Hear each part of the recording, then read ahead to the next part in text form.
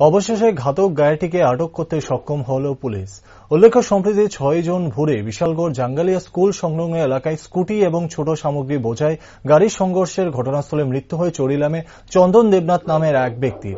ঘটনাস্থল থেকে ঘাতক গায়েটি পালিয়ে যেতে সক্ষম হয়। পরে সিসিটিভি ফুটেজ দেখে ঘাতক গায়েটিকে শনাক্ত করে বিশালগড় থানার পুলিশ। শনিবার রাতে রাধাকিশোরপুর থানাধীন বাগমা ফাঁড়ির অন্তর্গত গর্জনমোড়া এলাকা থেকে ঘাতক গায়েটিকে আটক করে বিশালগড় থানায় নিয়ে আসে বিশালগড় থানার তদন্তকারী অফিসাররা। যদিও এখনো গাড়িটির মালিক সুকেশ রায় এবং চালকের কোনো হদিশ মেলেনি বলে জানান বিশালগড় থানার ওসি বাদল চন্দ্র সাহা। ঘটনা গত 6 তারিখে আমাদের জাঙ্গালিয়াতে একটা অ্যাক্সিডেন্ট হয়েছিল। যে অ্যাক্সিডেন্টে চন্দন দেবনাথ নামে একটা ছেলে গাড়ি অ্যাক্সিডেন্টের দুর্ঘটনায় ঘটনাস্থলে মারা গেছেন। তো ওই ঘটনার পরিপ্রেক্ষিতে আমরা একটা কেস নিয়েছি।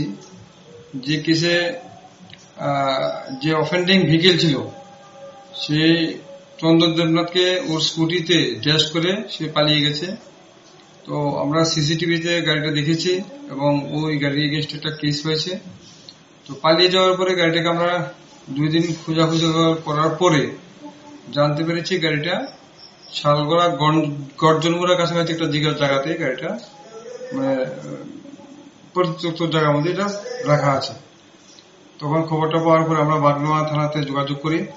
বাগমা থানা ওসির সহযোগিতায় গাড়িটাকে আমরা ওইখান থেকে বাগমা নিয়ে আসি এবং আজকে আমাদের আয়ু বাগমা থেকে গাড়িটাকে এখানে এনেছেন। এখন ড্রাইভারও খুব পাওয়া যায়নি এবং ওর মালিকটা আমরা ট্রেস করেছি। তো ফার্দার যে প্রসেস এগুলি চলছে। স্যার, গাড়ির মালিকের কি নাম? গাড়ির মালিকের নাম উনি হচ্ছেন গিয়ে কি রায়, সম্ভবত সুকেশ রায়। আচ্ছা, এখনো পর্যন্ত কি গাড়ির চালক বা মালিক গ্রেফতার হয়েছে? না, এখনো হয়নি। হবে।